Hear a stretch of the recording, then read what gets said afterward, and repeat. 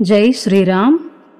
మహాలయ పక్షం రోజుల్లో వారసులు వదిలే తర్పణాలు పితృదేవతలకు ఆకలి దప్పులు తీరుస్తాయి.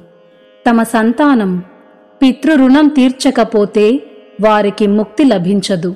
ఈ మహాలయ పక్షములో పెద్దలకు శ్రాద్ధము చేస్తే వారు తృప్తి చెందుతారని స్కాంద పురాణము నాగరఖండంలో ఉందని పెద్దలు చెప్తారు.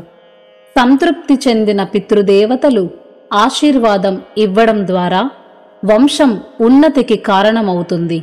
ఈ పక్షం రోజుల్లో ఇతర శుభకార్యాలేవి ఆరంభం చేయకూడదు. మహాలయ అమావాస్య తరువాత దేవతా పూజలకు శ్రీకారం చుట్టాలి. మన పెద్దలు కుటుంబం కోసం ఎంత తపిస్తారో వెలకట్టడం సాధ్యం కాదు. పితృగణాల శ్రాద్ధ కర్మ గౌరవప్రదంగా చేయటం సంతానం యొక్క తప్పనిసరి విధి.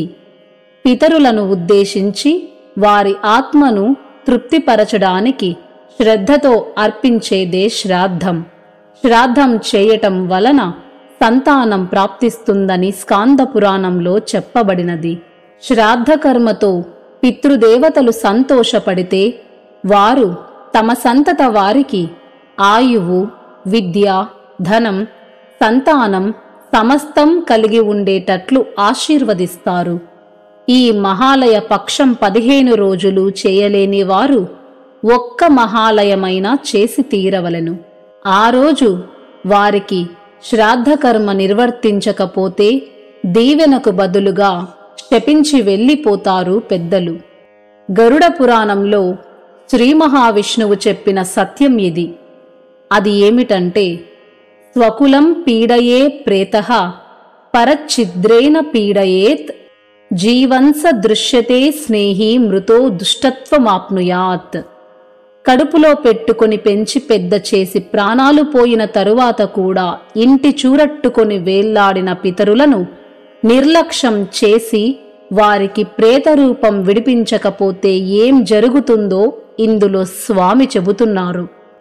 ప్రేతరూపం విడిపించని కులాన్ని పితరులే నాశనం చేస్తారు. అది తామే స్వయంగా చేయవచ్చు లేదా శత్రువుల చేత కూడా చేయించవచ్చు. శరీరం ఉన్నప్పుడు నా వాళ్ళు అనుకుని ప్రేమతో సాకిన పితరులే ప్రేతరూపం విడిపించకపోతే ఆగర్భ శత్రువులుగా మారి పీడిస్తారు. వ్యక్తి మరణానంతరం చేయవలసిన ప్రతి కార్యం గురించి గరుడ పురాణం చెబుతోంది. అవి శ్రద్ధగా చేయవలెను.